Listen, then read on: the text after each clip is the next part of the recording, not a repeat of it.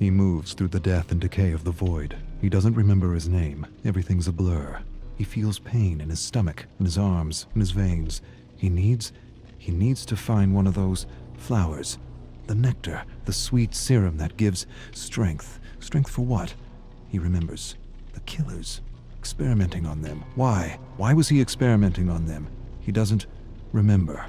He caused a lot of suffering, but he doesn't feel remorse. He doesn't even know if he should feel remorse. He doesn't feel anything but an ache in the pit of his stomach for power. He has flashes of the doctor, his screams, his agony, turning the tables on him, experimenting on him like he had done with so many others. Where? Not here. Somewhere else. Another world. All of these survivors, marooned from other worlds. How does he know this? He doesn't remember. He remembers the experiments. What was he trying to understand? The nectar? The serum? The right dose? The right dose. To use without hurting himself. Too late. He feels the hunger. Not for food or drink, not for talk or fun. For a flower, a single flower, for serum. He knows the entity is watching him. He knows it, feels it inside his bones. He doesn't want to be snatched for another trial, to suffer or cause suffering. And to what end? The great horrible mystery of it all. He wants to understand this place. He does.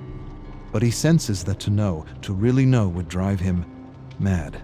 Madness, that's what this place is. The embodiment of madness. He doesn't want to be pulled into another trial. He wants to return home. He must return home. That's why he was studying the serum. It gave him insight. Insight to what? He doesn't remember.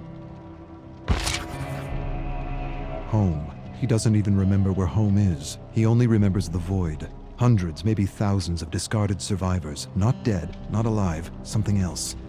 Alive but dead inside. Burnt, emotionless, useless to the entity.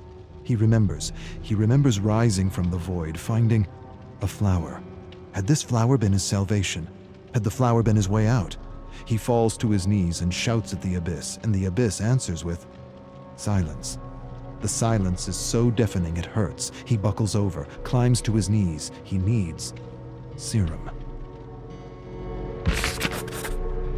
He's lost. He doesn't know where he is. He sees things like tentacles reaching out for him from the fog, and he knows they're not real. None of it is. He's losing his mind if he hasn't lost it already. His eyes play tricks on him. He sees giant, nameless creatures looming over him. Doesn't matter. They're not real. None of it is. His hunger confuses him, oppresses him.